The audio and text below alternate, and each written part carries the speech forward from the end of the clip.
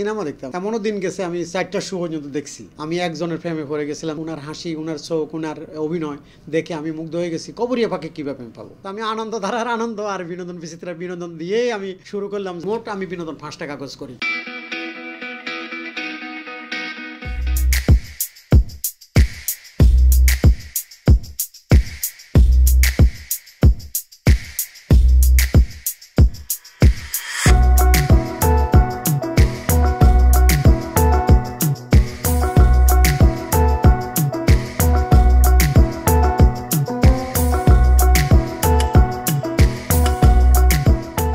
একজন মাদ্রাসার ছাত্র ছিলাম, তো আমি মাদ্রাসায় লেখাপড়া করতাম। এর ফাঁকে ফাঁকে কেন জানি আমার সিনেমার প্রতি আমি অনেক দুর্বল ছিলাম। আমার একটা স্বপ্ন ছিল যে আমাদের বাংলাদেশের এই স্বপ্নের মানুষগুলি, যে সিনেমায় যারা অভিনয় করে তাদেরকে আমি স্বপ্নের মানুষ বলে জানতাম। তো এদেরকে কীভাবে এদেরকে কাছে পাওয়া যাবে, তখন আমি সিনেমা দেখতাম। আমি এমনও দিন গেছে আমি 4টা শো পর্যন্ত দেখছি, 4টা শো দেখছি। এবং আমার জীবনের প্রথম ছবি, আমার বাড়ি কুমিল্লা 14 গ্রাম, তো আমি ফেনী সুরত মহলে যাই, একটা ছবি দেখি ঝড়ের ফাঁকি। তো ঝড়ের ফাঁকি ছবিটা দেখলাম রাজ্জাকের। ছবিটা দেখার পরে এরপরে আমি দেখি অনন্ত প্রেম, তাও রাজ্জাকের, রাজ্জাক ববিতা, প্রথমটা রাজ্জাক সাবানা। তারপর দেখি ক খ গ গ ওম। তারপর দেখি বর্গী হলো দেশে, রাজার হলো সাজা। হ্যাঁ, অশান্ত প্রেম, অশান্ত ঢেউ, এই ছবিগুলি দিয়ে আমার জীবন সিনেমার দিকে আমি ঝুঁকি। আমাকে অনেক বাধা দিয়েও রাখতে পারতো না। আমার লেখাপড়ার কিন্তু কোনোদিনও ডিস্টার্ব হয় না। আমি সব লেখাপড়াতে আমি ফার্স্ট ছিলাম এবং চলচ্চিত্রটাকে আমি উন করতাম এবং সম্মান করতাম, ধারণ করতাম। তা আমি এখনও, আপনি যদি আমাকে বলেন যে মনে করেন একটা ছবি বললেন অবুঝমন, যে কাজী জহিরুর অবুঝমন ছবির ফুল কাহিনী, আমি প্রথম থেকে লাস্ট পর্যন্ত বলতে পারবো। তো গল্পটা কোথা থেকে আসছে, কোথা থেকে শেষ হয়েছে, কোথায় তারা করছে আমি বলতে পারবো। কিন্তু আমাদের বর্তমান সময়ে এমন একটা সময়ে আমাদের এখন আমরা করতেছি, আমাদের গল্প না থাকার কারণে, আমাদের মেকিংয়ের না থাকার কারণে আমরা সিনেমা দেখি। আমি মনে করেন আপনাকে নিয়ে আমি ছবিটা দেখলাম, দেখি আমি বাইরে এলাম, দাদা সিনেমার আমাদের হিরোকে জানিছিল, হিরো নামও বলতে পারে না, হিরোইনের নামও বলতে পারে না, পরিচালক প্রযোজনা তো পরে। তো তারপরেও আমি সিনেমাকে ভালোবাসি। আমি মনে করি এই সিনেমা দিয়ে বাংলাদেশের মানুষ অনেক কিছু, শুধু বাংলাদেশ না, সারা ওয়ার্ল্ড ওয়াইড সিনেমার শিক্ষার বিষয় আছে। সিনেমা দিয়ে অনেক কিছুই করা যায়, অনেক কিছু আছে বলেই আমরা সিনেমার পিছনে লেগে আছি।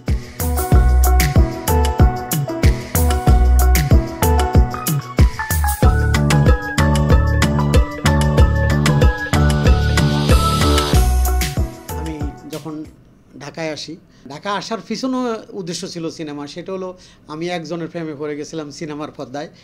তিনি আর কেউ নয়, সেটা হলো কবরী আপা। কবরী আপাকে দেখার জন্য, উনার হাসি, উনার চোখ, উনার অভিনয় দেখে আমি মুগ্ধ হয়ে গেছি। কবরী আপাকে কীভাবে প্রেম পাবো, তার সাথে কীভাবে দেখা করবো। তো অনেক ঘুরতে ঘুরতে শেষ পর্যন্ত আমি তখন আমাদের ফজলুল হক মনির পত্রিকা সিনেমা, তারপরে আমাদের বাংলাদেশে একমাত্র ট্যাবলেট পত্রিকা ছিল চিত্রালী, আনন্দ বিচিত্রা। তো আমি এই পত্রিকার পিছনে যারা সাংবাদিকতা করতো, সিনিয়র যারা আমার ছিল, তাদেরকে আমি কইতাম যে কীভাবে নায়কের কাছে যাওয়া যায়। বলে তো এটা একমাত্র সম্ভব, এইভাবে কোনো সম্ভব না, সাংবাদিকতা এটার একমাত্র সমাধান। তো আমি আস্তে আস্তে করি তারকাবাণী, ফকির আমির হোসেন মারা গেছে, আল্লাহ ওনাকে ব্যস্ত নসিব করে, ওনার একটা পত্রিকা ছিল তারকাবাণী। ওই পত্রিকার মধ্যে নির্বাহী সম্পাদক ছিল তখন মাইনুল হক ভূঁইয়া, আর নিউজ এডিটর ছিল দেবাশিস সান্যাল, উনি এখন বর্তমানে ইন্ডিয়াতে আছে। তো ওনাদের সাথে আমি 116 নম্বর ফকিরা ফলে ওই ভবন থেকে আমরা এই পত্রিকাটা চলতো। তখন আমি তারকাবাণীতে কাজ করি। ওখান থেকে আমি বাংলাদেশ চলচ্চিত্র সাংবাদিক সমিতি বা অ্যাসোসিয়েশনের সদস্য হই। তো আমি পরে চিন্তা করলাম আমি নিজে একটা কাগজ করব, একটা পত্রিকা আমি করি। তখন আমি আনন্দ বিনোদন, যখন বাংলাদেশ সরকার ওই পত্রিকাটা বন্ধ করে দিল আনন্দ বিচিত্রা, তখন ওনারা করলেন, আমাদের সিনেমা মুসদ্দি দাদা করলেন বিনোদন বিচিত্রা, যেটা এখন আমাদের বেআই দেওয়ান হাবিব চালাচ্ছেন।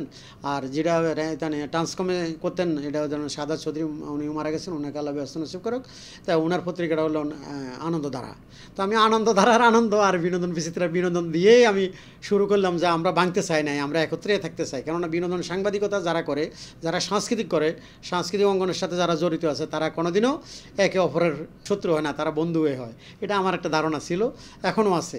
তো ওইভাবে করে আমি তাদেরকে, যারা ডিভাইডেড হয়েছে, তাদেরকে একত্রিত করার জন্য আমার আনন্দ বিনোদন করা। প্রথম সংখ্যায় আমি করি রিয়া সেনকে কভার করি, নাম দিছে, কভারে হেডিং দিয়েছিলাম ওগো বিদেশিনী। 22,000 ম্যাগাজিন তখন মার কাট করে 2 দিনের মধ্যে ছাপা। এরপরে আরম্ভ করলাম, আমাদেরকে আর পিছনের দিকে ফিরে তাকাইতে হয় নাই। 2003 সাল পর্যন্ত আমরা একটানা আনন্দ বিনোদন চালাই গেছি। কিন্তু 2002 সালে লাস্টের দিকে আসি, চিন্তা করলাম বাংলাদেশে আর একটা পত্রিকা আনন্দধারা খুব ভালো যাইতেছে, আমি একটা কাগজ করি। তখন আমি বিনোদন ধারা নামে আমি একটা পত্রিকার ডিক্লারেশন নিই। আমি আল্লাহর রহমতে ওটাও খুব ভালো, এখনও ওটা খুব ভালো যাচ্ছে। আনন্দ বিনোদনের পরে করলাম বিনোদন ধারা, বিনোদনের পরে করলাম বিনোদন জগৎ, বিনোদন জগতের পরে আমি আসলাম বিনোদন আলো, আর এরপরে আমি বিনোদন ভবন। মোট আমি বিনোদন 5টা কাগজ করি। এবং আমার পত্রিকাগুলি করার উদ্দেশ্য ছিল, আমাকে ডিসি সাহেব একবার প্রশ্ন করছিল যে এত পত্রিকা দিয়ে কী করবেন। এখন দেখেন, ছেলে সন্তান যদি ভালোভাবে চলে, ভালো অবস্থানে থাকে, আপনি তো ছেলে সন্তান হয়তো অসুবিধা নাই। তো আমার এই পত্রিকাটা করার উদ্দেশ্য একটা মাত্র ছিল, আমার বিনোদন সাংবাদিক ভাইয়েরা যদি একজন একটা দায়িত্ব দেয়, একজনকে একটা দায়িত্ব দিলাম যে আপনি এই কয়জন সাংবাদিক নিয়ে এই পত্রিকাটা চালান, তাহলে ওদের একটা রুটি রোজগারের ব্যবস্থা হলো, পত্রিকাটাও গেল, আমাদের সংস্কৃতিটা, আমাদের কালচারটা মানুষের ঘরে যায় পৌঁছলো। এটাই আমার উদ্দেশ্য ছিল, অন্য কোনো উদ্দেশ্যে আমি কোনো কাগজগুলি করি নাই। এবং আমি এটা দিয়ে ব্যবসা করব, মানে এটা দিয়ে রুজি রোজগার করে খাইতে হইব, এরকম চিন্তাও তখন মাথায় ছিল না। মাথায় ছিল যে সংস্কৃতিকে সেবা করা।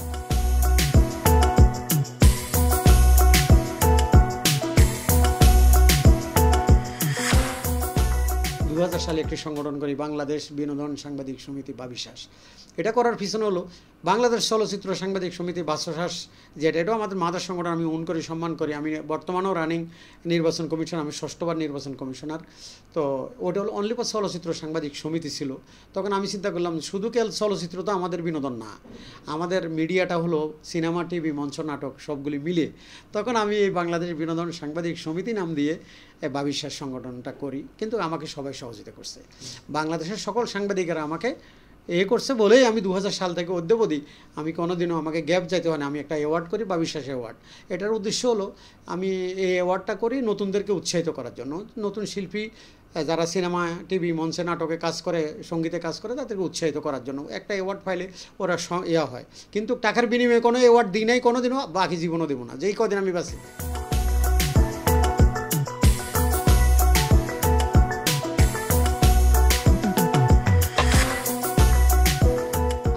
ছেলে ফারুক হোসেন মজুমদার, ওরে বিয়ে করাইছি আমি মোহাম্মদপুরের হাজি দিদারের বড় মেয়ে। তো ওই সুবাদে হলো আলী ফিল্ম, রাহাত ফিল্ম এবং মিনা ফিল্মসের কর্ণধার মোহাম্মদ আলী। তো মোহাম্মদ আলীর আমার বেয়াই, উনি অনেকগুলি ছবি করছে, ওনার সাথে সাথে ছিলাম প্রায় সময়। তাই উনি মনে করেন আসিরন কেন ঢাকায়, ববিতার অনেক সারা জাগানো একটা ছবি ছিল, মালেকা সুন্দরী, তারপরে শাকিব খানের নিষ্পাপ মুন্না, তারপরে গুন্ডামি। তো এই ছবিগুলি ওনার প্রায় 25-26টা ছবি। তা আমরা একসাথে ছিলাম। তো তখন দেখছি ছবিগুলির মার কাট। তো এক পর্যায়ে আসি যখন সিনেমার মার্কেট আস্তে আস্তে কমতে আসে, তারপরেও আমরা কিন্তু হাল ছাড়ি না। যদিও মোহাম্মদ আলী ভাই আমাদের বেয়াই ছেড়ে দিছে, ওনার ছোটো ভাই জাহাঙ্গীর শিকদার এটার হালটা ছাড়ে নাই, আমার বন্ধু, আমরা একসাথে চলি। এবং আমাদের আরেক বন্ধু আছে শামসুদ্দিন টিপু। তো আমরা তিনজনে মিলে কিছু কিছু করার চেষ্টা করি, একে অপরকে সহযোগিতা করা আর কি। আপনি যখন করবেন আমি আপনাকে সহযোগিতা করবো, আমি যখন করবো আমাকে আপনি সহযোগিতা করবেন। তখন সে এই সময়ের মধ্যে ও মাই লাভ নামে একটা ছবি হাত দিল। এটা হলো আবুল কালাম আজাদ, আসসালামু আলাইকুম বেআইন সাহেব, ওই ডিরেক্টরকে নিয়ে। প্রায় আমাদের 1 কোটি টাকার উপরে এই ছবিটাতে খরচ হয়েছে। কিন্তু করোনার কালে আমরা ছবিটা রিলিজ করতে পারিনি, কিন্তু ছবিটা সেন্সর হয়েছে, এখনও সেন্সরটা আমরা রিলিজটা করে নিই। আশা করতেছি যে নতুন বছরে আমরা এটাকে করব। এর মধ্যে আমরা একটা সুন্দর একটা গল্প 1971 ইংরেজির থেকে 81 সাল পর্যন্ত আমাদের মাননীয় প্রধানমন্ত্রী শেখ হাসিনার স্বদেশ প্রত্যাবর্তন পর্যন্ত এটার গল্পটা হলো মুক্তিযুদ্ধর সময়ের একটা গল্প। তো এই গল্প নিয়ে আমাদের সোনাচ্ছর নামে একটা ছবি, মৌসুমী ওমর সানি, জায়েদ খান এবং নতুন একটা মেয়ে নিয়েছি আমরা, সিনিকদা, শহীদুজ্জামান সেলিম, ওকে নিয়ে আমরা ছবিটা করছি। আর 4 থেকে 5 দিন শুটিং করলে আমাদের ছবিটা কমপ্লিট হয়ে যাবে। তো এর মধ্যে আবার বন্ধু জাহাঙ্গীর আরেকটা ছবি জি সরকারকে দিয়ে নাম লেখাইছে, ওই ছবিটার নাম হলো প্রেমের সানাই। তো আর ওর মেয়েকেও প্রডিউসার করছে, এক্সেল ফিল্ম তো হলো জাহাঙ্গীরের, আর ওর মেয়েটা হলো এক্সেল এন্টারটেনমেন্ট।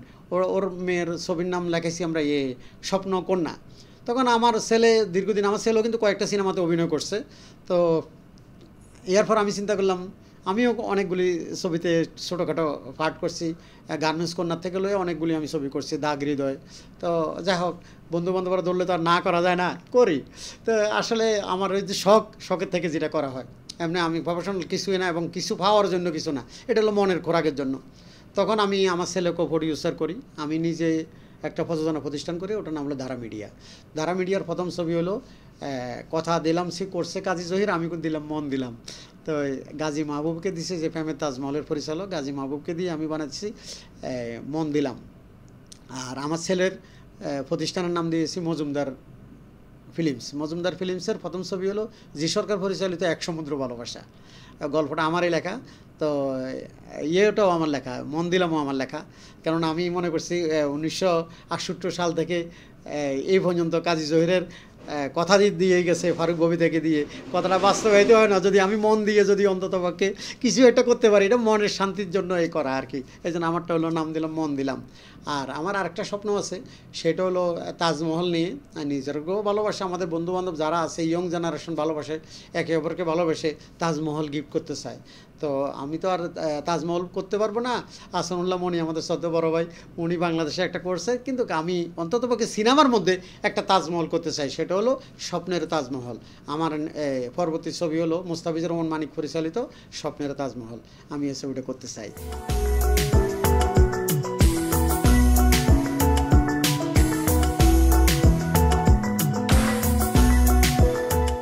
চিটাগাঙে 38টা সিনেমা হল ছিল। আমরা দৌড়ে দৌড়ে এই হল থেকে হলে যেতাম, হল থেকে হলে যেতাম। এখন চিটাগাঙে সিনেমা প্যালেস থেকে আরম্ভ করি 2টা কি 3টা সিনেমা হল আছে, আর সিনেমা হল নাই, সব সিনেমা হলগুলি ভেঙে ফেলছে। যশোরের মনিহারের পরে বনানী কমপ্লেক্স চট্টগ্রামে 1000 কোটি টাকা নির্মিত কবির ভাইয়ের সিনেমা হল কোনোটাই আর নাই। আমাদের কুমিল্লার মধ্যে 5টা সিনেমা হল ছিল, এখন একটা রুফেলি সিনেমা হল আছে, আর নাই। আমাদের ক্যান্টনমেন্টে 3টা সিনেমা হল ছিল, নাই, বন্ধ হয়ে গেছে। এইভাবে দেখেন, আমাদের চট্টগ্রামে একটা হল ছিল, এখন গোডাউন হয়ে গেছে। সারা বাংলাদেশে হাজার হাজার 3500 থেকে 4000 সিনেমা হল ছিল, আর সারা বাংলাদেশে এখন 70টা সিনেমা হলে নেমে গেছে। আর সিনে কমপ্লেক্স কিছু হয়েছে, এই সিনে কমপ্লেক্সগুলি আমাদেরকে বাঁচিয়ে রাখার আশ্বাস দিচ্ছে, এবং অনলাইন যে ইয়েগুলি, ওই যে ওটি ফার্মগুলি আমাদেরকে বাঁচানোর জন্য একটা দিচ্ছে। এই জন্য আমরা সিনেমা বানানোর জন্য আবারও সবাই আগ্রহ হচ্ছে, আবারও বিগ বাজেটের ছবি হচ্ছে এবং হবে। আমার ধারণা এখনকার সিনেমা প্লেক্স একটা কোনো মতে আছে। আমি দাবি রাখবো মাননীয় প্রধানমন্ত্রীর কাছে যে অন্ততপক্ষে বাংলাদেশের 300টি আসনে 300টি সিনেমা হল ন্যূনতম যেন অন্ততপক্ষে হয় সরকারি পৃষ্ঠপোষকতায়।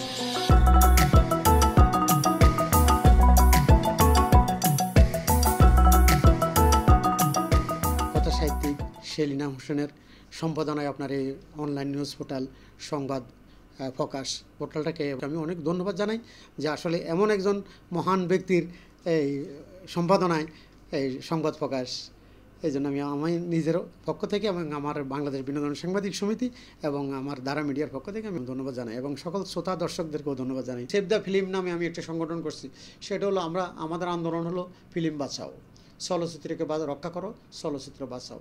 এই জন্য আমি চাইতেছি আমরা সবাই সমন্বয়ে, যারা এই সিনেমা থেকে মুখ ফিরিয়ে নিয়েছেন তাদেরকেও যেন একত্রিত করে আমরা এই আন্দোলনটাকে বেগবান করতে পারি, আমরা যেন জোয়ার উড়াইতে পারি যে সিনেমা বাঁচাও, আসেন আমরা একসাথে হাতে হাত মিলাই, একে অপরের সাথে কাঁধে কাঁধ মিলাই আমরা আমাদের সিনেমা আমাদের ঐতিহ্যকে ফিরিয়ে আনবো।